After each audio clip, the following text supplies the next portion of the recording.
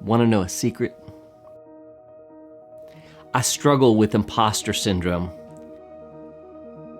What is imposter syndrome? It's feelings of self-doubt and personal incompetence that persist despite a person's education, experience, and accomplishments. Have you ever struggled with something similar? Have you ever doubted that you had what it takes to do the things that God has called you to do?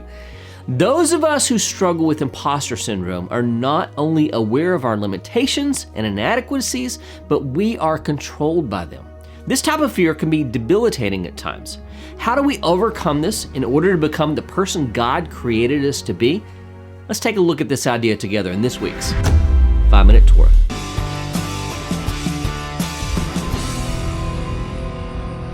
Shalom and blessings from Shalom, Macon, the place where disciples of Yeshua learn, connect, and grow. I'm Darren, and before I get into the 5 minutes of my 5-minute Torah commentary, let's cover a few quick facts about this week's Torah portion. This week we're studying the portion of Shemot, Exodus 1:1 through 6:1, and here are the 3 things that you need to know about it. Number 1, the oppression of Israel, the rise of the Redeemer. When Joseph died, things went south quickly for the Israelites. A campaign of oppression eventually landed the descendants of Jacob into a life of slavery. But no matter how hard they were oppressed, they multiplied. To us, that sounds like a blessing, but to Egypt, the Israelites were like a cancerous growth that needed excision. So Pharaoh commanded all the male Israelite babies to be thrown into the Nile. God spared the life of Moses when he was put into the Nile by his mother and adopted by Pharaoh's daughter. When Moses grows up, he sees the horrible treatment of his brothers and sisters and tries to do something about it, only to have it backfire. He then flees to Midian and eventually marries Zipporah, the daughter of Yitro, the priest of Midian. Meanwhile, the cry of the Israelites rose to heaven.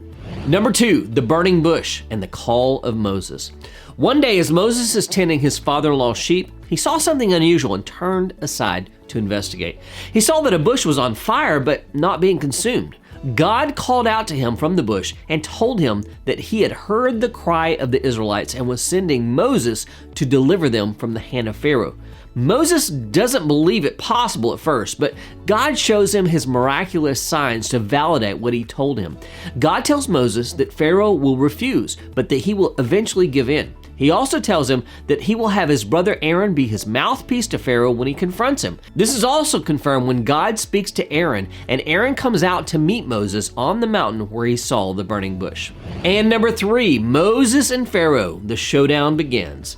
Moses and Aaron went to meet Pharaoh and demand that he let the Israelites go so that they could worship the God of Abraham, Isaac, and Jacob.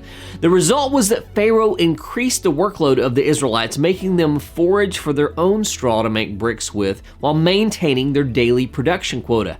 When the Israelites blame Moses for their additional burden, he cries out to the Lord saying, "Why did you ever send me?"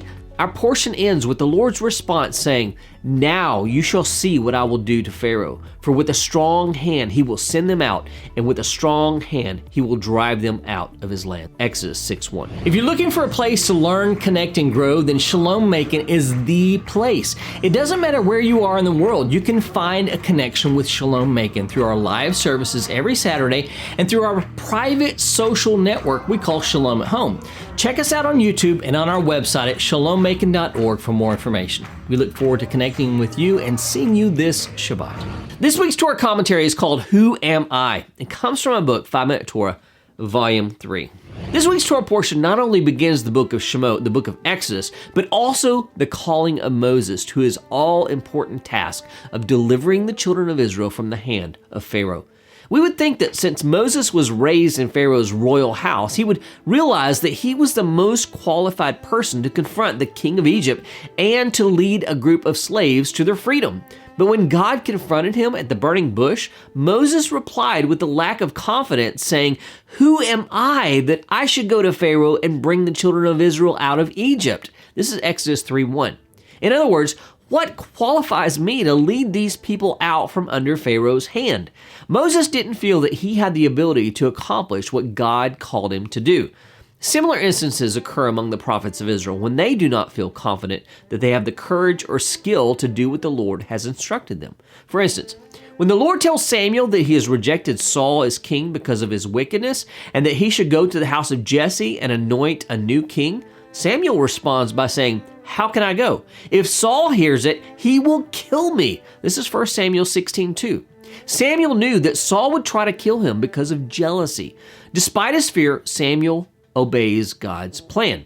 After defeating and slaughtering the prophets of Baal on Mount Carmel, Elijah fled to the wilderness when Queen Jezebel threatened to kill him as he had killed the false prophets. Even though God had just used him to do something bold and amazing, Elijah became afraid and gave in to that fear.